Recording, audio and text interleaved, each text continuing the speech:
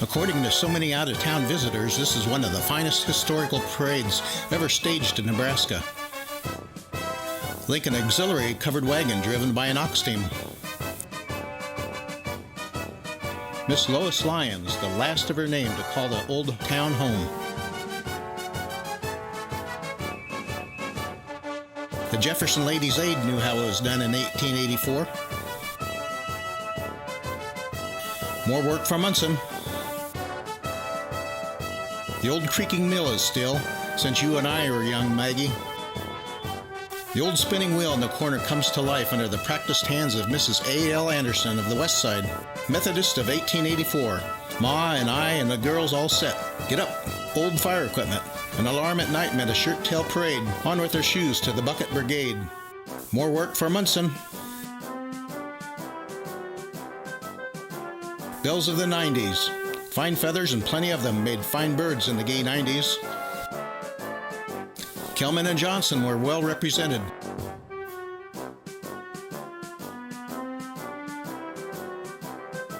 Predmesky's store represented also. More work for Munson. The modern home is a far cry from the old soddy. The Mosman Graydon Company was represented. On the old style bicycle, when we were up, me boys, and when we were down, we were down. Ireland's drugstore, and Bigsby's store, and the telephone company. Just call me up sometime. Miss Lyons at the parade.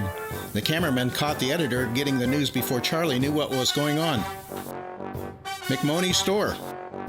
Jeremiah Mazada demonstrating a new idea to show movies outdoors. What will they think of next? The Dexter washer and the old method of washing. Tie 'em up, Ma, I need them. Some of the Lyons heirs, the only living men who voted at the first village election in Lyons. For 50 years they've had their say, and still going strong.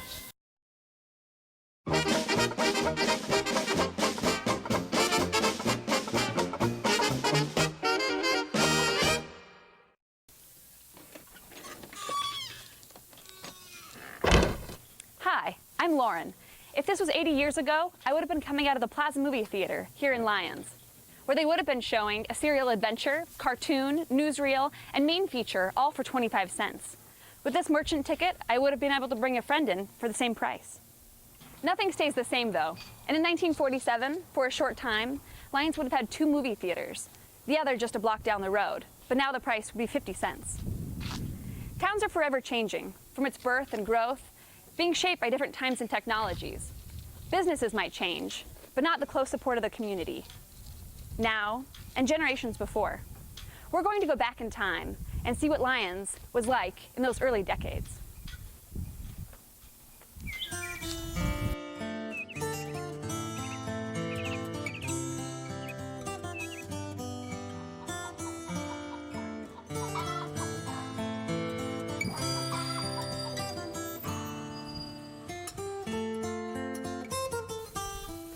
Let's start our journey here. It's 1868. Nebraska had been a territory since 1854, but it became a state last year. Waldo Lyon, who the town was later named for, had just arrived. On his farm, he built a barn, and later he added a house, the first on the town site. But he didn't build the first store.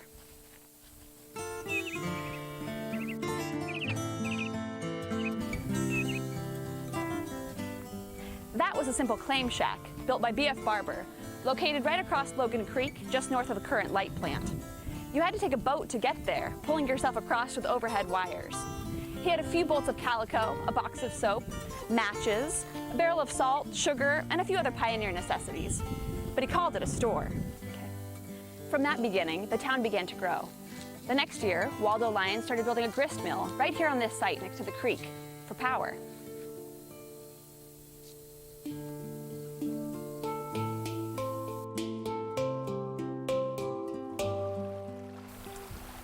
The grist mill was a 4-story building with all the machinery, including water wheel enclosed.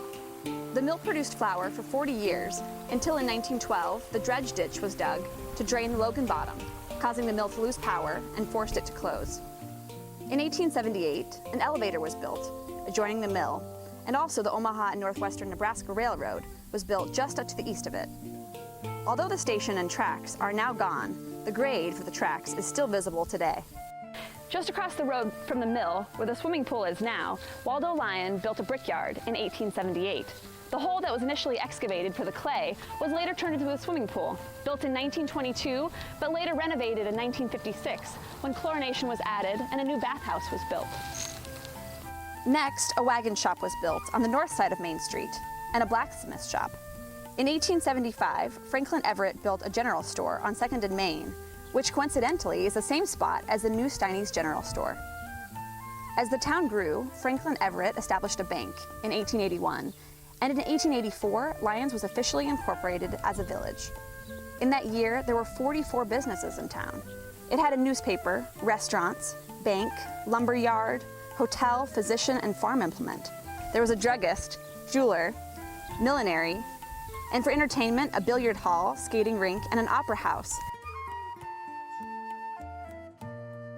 Everything that you would need would be right here in town. But if you wanted to go to the big city, you could take the train.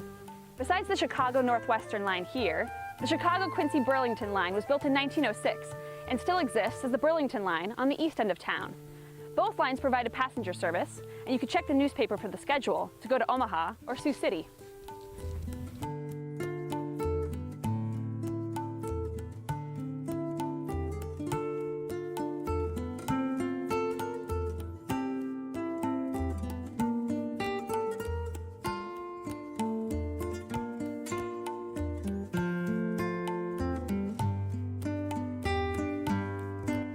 Right here behind the medical center was where the first building in Lyons was erected. It was Waldo Lyons' barn and attached house, which was converted in the 1880s to be a fine hotel, the Logan House. With 15 rooms, it was a showpiece of the community and a meeting place for society affairs. In 1906, it was badly in need of repair and was closed. But as can be seen here in 1909, some of Waldo Lyons' original trees mark the open lawn area leading to it. There was another hotel at the west end of Main Street, across the street from the power plant. It was known as the Merchants Hotel. Also on the corner of this alley is where the first water storage standpipe was built in 1894. As the town grew east, a metal water tower was constructed on higher ground to provide better water pressure. Although those structures have disappeared without hardly a trace, the history of the town is still all around us, if you know where to look. Franklin Everett was one of the early settlers. He built a general store, the first brick hotel, and was the first postmaster. And in 1881, he built the first bank, the Farmers State Bank.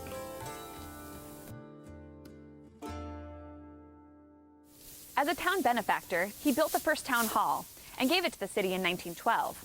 It served the town until 1965, when the new city auditorium was built. An addition to the old power plant and the water treatment plant was added in 1939 by the Federal Works Agency, a Depression-era agency created by President Roosevelt. Upstairs, the old aggregate stone water filters are still there, and the original sewer blueprints from 1926 are still there on file as well. The building itself reflects the streamlined, modern style of those times. Today we take electricity for granted, but 100 years ago in Lyons, there was none. There was a light plant here, but it was used to generate gas to burn in street lamps and house lights.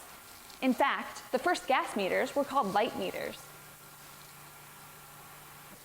It wasn't until 1915 that electricity was first brought to town by a Fairbanks Morris 2-lung diesel generator kept in the old part of the light plant.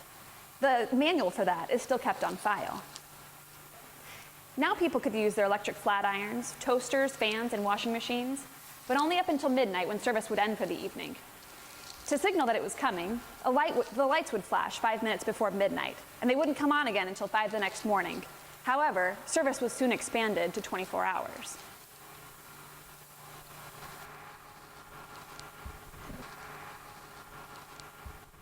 This is one of 2 diesel-powered Fairbanks Morris generators that were used to supply power in the 1930s. Each could generate about 300 kilowatts, although they aren't used anymore. Later, these 2 1950s white Superior generators were added, in addition to a 1968 Enterprise. Together, they powered Lyons until 1978. Each month, these 3 generators are tested in case we need emergency backup power.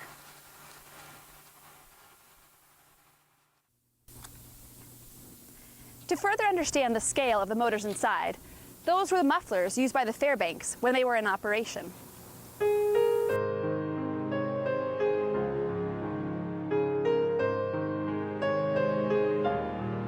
In 1900, most of the brick buildings that still exist on the south side of Main Street were already built. However, all the buildings on the north side of 2nd Street were all wood framed. After 1900, those were replaced by more permanent brick buildings, starting with the First National Bank in 1907. It was also time for other improvements downtown. In 1900, the gas plant was built, allowing gas lighting on the streets and in homes. It still exists behind the later power plant addition. In 1907, Franklin Everett built the first brick hotel, where the Center for Rural Affairs is located now. Its top 2 floors were bedrooms, and the first floor had living rooms, parlor, office, and a restaurant. It was used until the 1970s, when it was finally torn down. Also in 1907, another large brick building on the corner of 2nd and Main was built and housed several different businesses, including the First National Bank, which moved from its wood-framed building. Charles McMoney's built a department store on the corner of Main and 3rd, and later it sold only groceries. It was later struck by lightning in 1971 and burnt down. He also built the store diagonally across the street, where the east side of Savemore is now. Before 1919, Main Street was still dirt, and people parked their cars in the middle of the street and parallel to the curb. As cars became longer, Middle Street parking ended, and Main Street was paved with brick, which remains to this day. Even with cars, people tended to shop locally, especially when there was so much choice. If you didn't want to buy a Columbia phonograph from Damon's Music Store, you could go up the block and buy a Victrola phonograph from Martin's. If those places weren't enough, you could go to Crellin's Hardware and buy a Brunswick.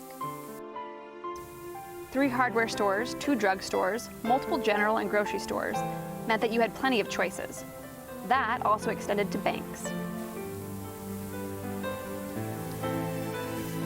Franklin Everett may have started the first bank in town, the Farmers Bank, but others soon followed.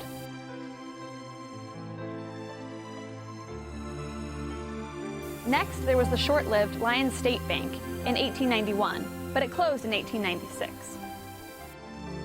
The current First National Bank was established in 1902. Finally, in 1917, the Citizen State Bank was built. At that time in Lyons, there were 3 banks in operation.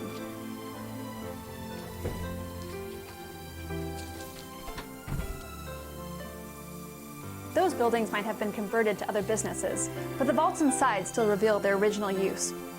Inside Linda's Sheer Impressions is the Citizen State Bank vault, still standing by to safeguard valuables.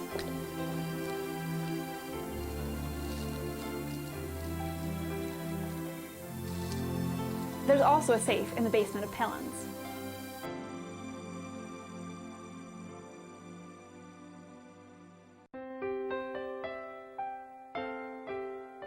The longest lasting and still existing bank is the First National Bank. Having outgrown its first wood frame building, this downtown corner building was built in 1907 and housed the bank until it was moved in 1977.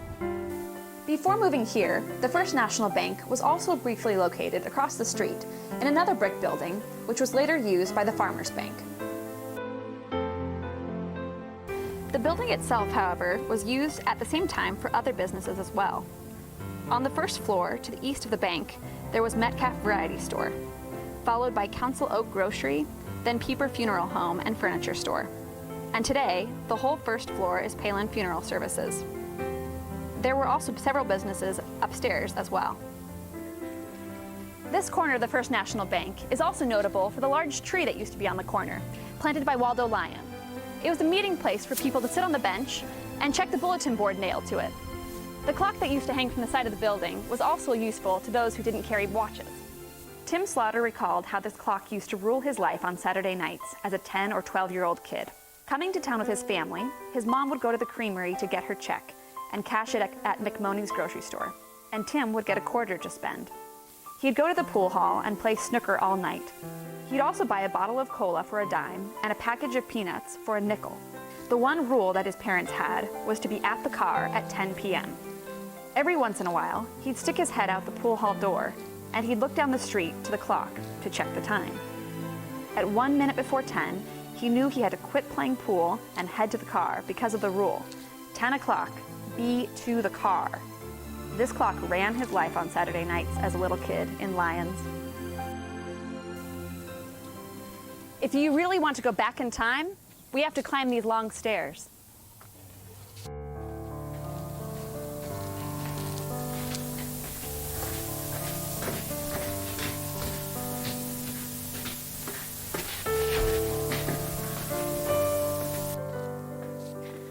That's quite a climb. Closed off for decades, the upstairs is like a time capsule for old businesses. The Masonic Lodge was once in that corner room, and the attorney John Young once occupied 2 of these rooms.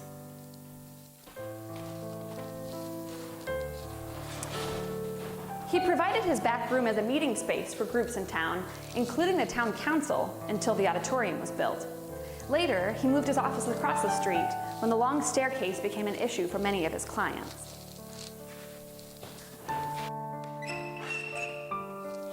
In an era before air conditioning, all doors had transom windows above them for air circulation. After businesses started leaving the upstairs of downtown buildings, they were often converted into apartments.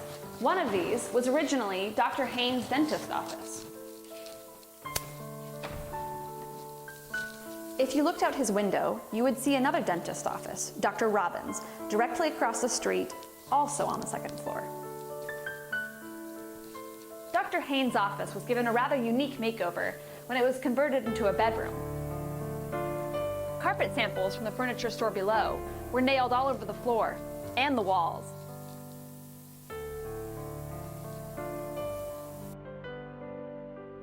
One office that hasn't been used since the 50s is the telephone office. In 1901, telephones were introduced to Lyons, and Fred Enfield ran the office out of one of his home's bedrooms. There were just 17 business subscribers and 15 residential subscribers. As it grew, it was sold and moved here when the building was built in 1908. It continued here until 1956, when a new office was built near the auditorium. This is the back office where the switchboards were located. In a time before dialing, operators placed all the calls. In 1921, it became part of Northwestern Bell, but it was still a local exchange. Some of the earliest customers could still even use single-digit numbers. For instance, the Creamery had 2 single-digit numbers, 3 and 5, and Lopnow Pharmacy had phone 6. This was used up until 1956, when you then had to use 4 numbers. However, at the beginning, before there was even electrical power in town, telephone poles ran down Main Street, each wire supplying 4 to 6 customers on a party line. These were all operated by switchboard operators. Here's a Help Wanted ad for one in 1910. Wanted, a bright, energetic girl to learn operating in telephone office. Apply at the Lyons office. Burt County Telephone Company.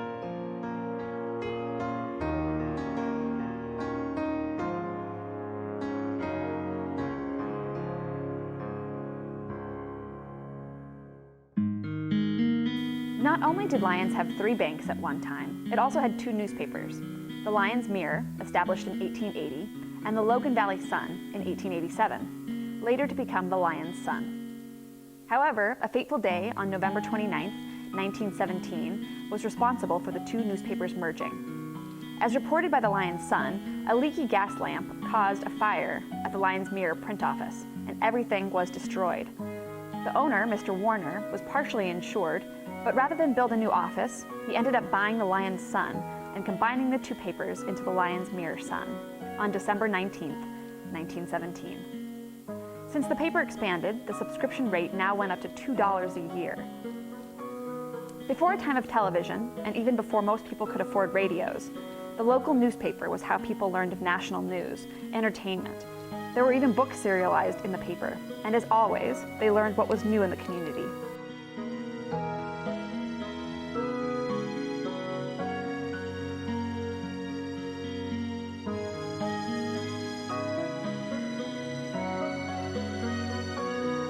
We are fortunate that the Lyons Mirror Sun continues to be published after 135 years.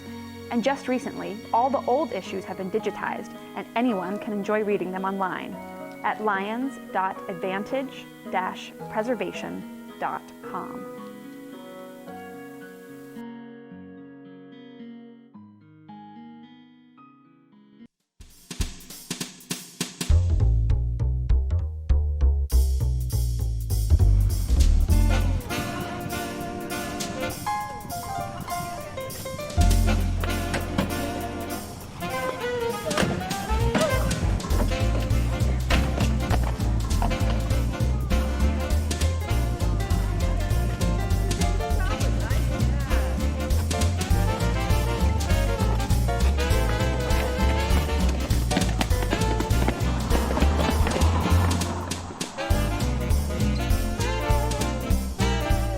Main Street has always been the place to be on Saturday nights, and stores were open late.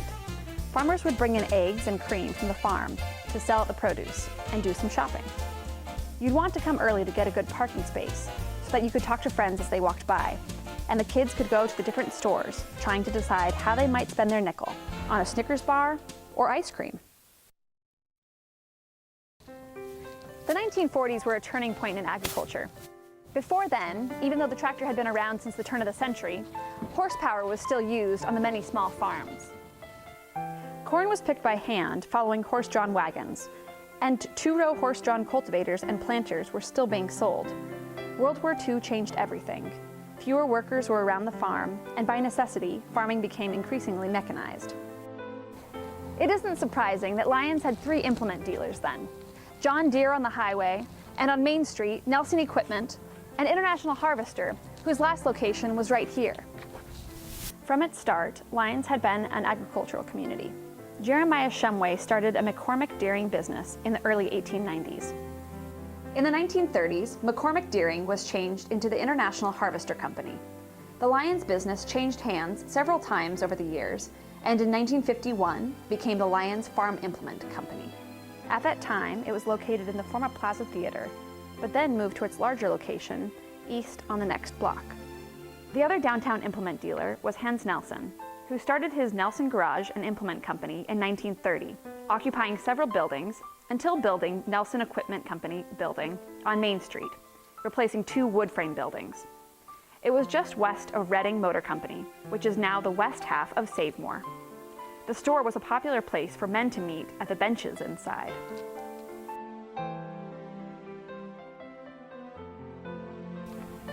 When Studebakers were first sold in Lyons, they were wagons, not cars, sold by Shumway & Son. However, Studebaker cars did follow. They were sold by McMoney's and Brown starting in 1913.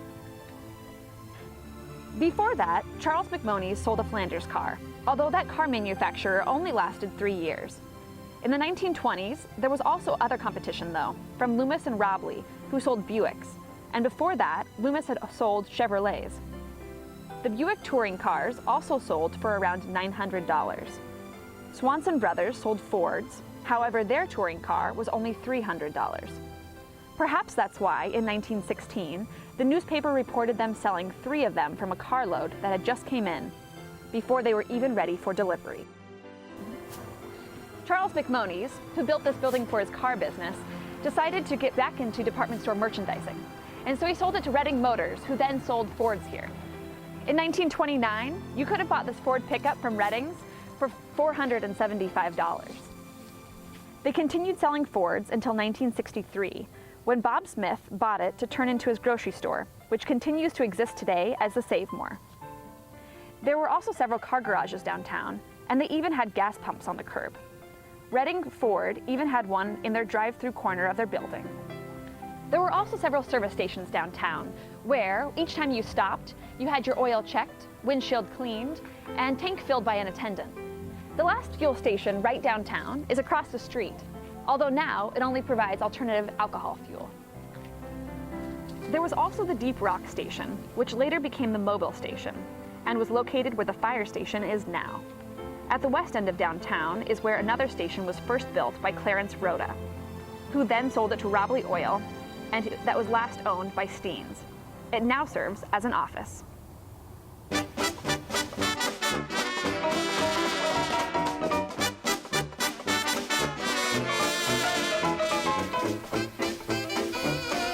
In 1947, the last of the wood frame buildings on Main Street were replaced. One was by the Nelson Equipment Building, and the other was the new Lyons Theater, built by Henry LaReger. He ran the Plaza Theater since 1922, but when he lost his lease for the building, decided to build his own. He owned a couple of frame buildings just east of the bank, one of which was originally Peabody's photography studio, and later a millinery shop. On November 5th, 1947, it opened, and the first movie shown was Romance of Rosie Ridge. Unlike the plaza, it had sloped floors in the auditorium, balconies that were used for cry rooms for mothers with small children, and would later be able to show CinemaScope widescreen movies created to compete with the small screens of the new commercially available televisions that were starting to gain in popularity in the 1950s. Movie calendars were distributed to various stores to advertise future movies. Some nights, dishes were given away, or green stamps. There were also late-night, B-type, sci-fi or horror movies that started only after the football games were over. These 1947 simplex projectors, with their carbon arc lighting, would continue to show movies until the mid-1980s, when the theater was closed, due in part to another invention, the VCR, that let people watch any movie in their own home.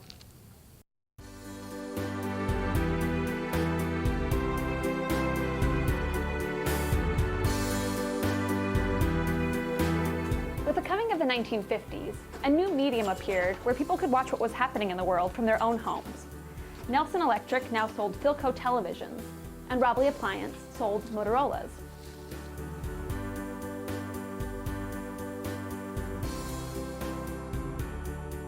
Glenn Robley and his sons also built several new businesses in town. In 1956, a 10-lane bowling alley, and in 1951, an appliance store where the Happy Day Center is now. Also popular with the kids in December was a toy store that was in the basement of the appliance store. However, Robley's wasn't the only place that sold toys and gifts then. There was Cropper's 5 cents to $1 variety store, Ireland's and Lopnow's drugstores, Gamble's, and Payne and Sears hardware. You could also get free souvenir gifts and maps at the gas stations. Robley's also ran a service station. There were also still 2 car dealerships in the 1950s, Lyons Motor Company, who sold Chryslers and Plymouths, and Redding's Motor Company, who sold Fords. With the arrival of the 1960s, there were still several competing businesses in town. This Chamber of Commerce brochure from 1966 listed 2 lumber yards, 2 hardware stores, 2 pharmacies, 3 grocery stores, 5 cafes, and 5 gas stations, and there was even still a blacksmith. For recreation, there was a pool hall, roller rink, bowling alley, movie theater, soda fountains, and dance halls. But then, as well as other times, teenagers liked to cruise up and down Main Street.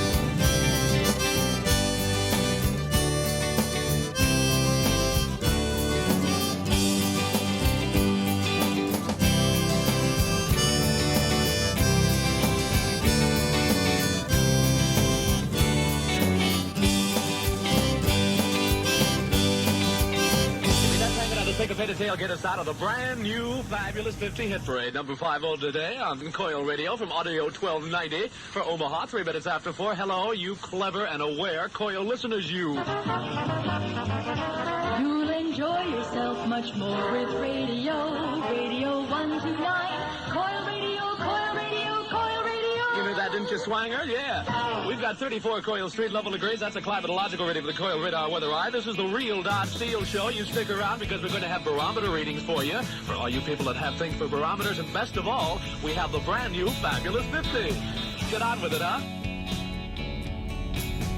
Saturday night usually was a ritual where everybody came to town and drove around to meet each other. And back in those days, we didn't have cell phones and didn't have texting. It was mainly come to town and to meet everybody and see how everything was going. And very social time of night, driving back and forth. And usually the guys were in a car and the girls were in a car. And a lot of times we'd try to see who was interested in riding around with each other. Besides riding around on a Saturday night on Main Street, typically you had some other things you'd like to do. If there was a good movie in town, you'd watch the movie. We had a movie, a bowling alley, and we had a pool hall. So the pool hall, a lot of times, the guys would go in and shoot pool. Typically girls wouldn't go into the pool hall. The bowling alley, everybody'd go into and bowl a line or two of bowling, and there was pizza served down there, and you could have a pizza. Then, of course, the big entertainment would be the Lyons Theater. They played a lot of good movies. After the movie played, you'd get back in your car and you'd cruise the bricks some more until some time was time to go home. But Lyons had a lot of entertainment back at the time I was in high school. And in the summertime, we also had a roller rink down in the park, and that's another place that we congregate at. Again, you know, a lot of times, unless you had a date, or you had a steady boyfriend or girlfriend, there'd be again, you know, groups of guys in the car, groups of girls, and you know, sometimes you'd park and talk for a while, and you'd ride in girls' cars for a while, and they'd ride in yours. It was kind of a way of kind of socializing and get to know each other more, even though you probably went to school 5 days a week, you know, and knew each other that way. But this was just kind of a hangout social time. So very informal. And then on the sidewalk, too, you have to remember Saturday nights, there would be, you know, adults in town, too, up to a certain point. And they were on Main Street. There was a lot of commercial activity at the time. Saturday night was also for parents and adults too, and not just the teenagers. We had a lot of commercial activity in Lyons. You had 3 grocery stores and 2 drug stores and a couple clothing stores. So I guess the last thing I'd like to say about a Saturday night is that everybody played, you know, their radios in the car, and the radios. Back at that time were pretty much AM stations. Their FM stations were really kind of a new thing, and if you had that in your car, you know, that was kind of a big item. There were no such thing as cassettes or you know, CDs or anything like that. So you tried to find the best radio station on your radio and play rock and roll music, basically. A lot of classic rock and roll, all the way from Elvis to, I guess, the Doors, things like that. This is a classic ritual that we do most every Saturday night. And other people would come to town too. You'd see people from other towns come up here, and we might go to another town and cruise up and down their Main Street and see what's going on. So. One more thing, guys did like their cars and liked showing them off, and we were lucky at the time. That was when the muscle cars came in the 60s. The GTO, the Roadrunner, and then of course the Mustang. And I had a 67 Mustang, and I was no exception. I really liked my car and was fortunate to keep it till this day. The thing about a car is that back in the 50s and 60s especially, if you had a car, it was pretty pretty special because most guys had to borrow the family car to go on dates or, go to school even. So if you had your own car, you usually took care of it real well, and sometimes you'd soup it up, you'd put dual pipes on it or, racing manifolds, and that led to the idea of dragging down Main Street sometimes. Depended, but late at night, if nobody was around, they might even peel out on Main Street and leave a little rubber, their back tires, or they might race each other just to prove what kind of car they had.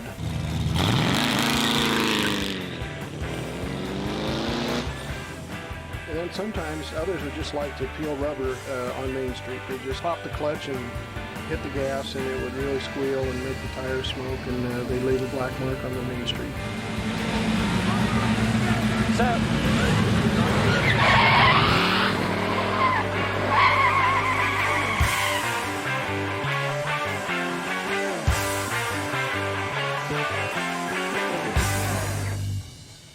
Morris Payne would sometimes meet these hot rodders later in the evening, after they might be picked up by the state troopers for speeding and brought over to his house.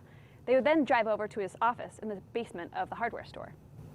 As justice of the peace, he would then fine them $10 to $15, $4 in court costs, and give them a little warning. Here in the 1960s, if the violation were minor, justice could be swift. Over the next several decades, downtown Lyons continued to change and grow. The town reached its peak population in 1980 at 1,200 people. As always, since the town's beginning, some buildings were torn down, but then other new ones took their place, as downtown adapts to the times. The one constant is people's pride in the town and trying to make it better.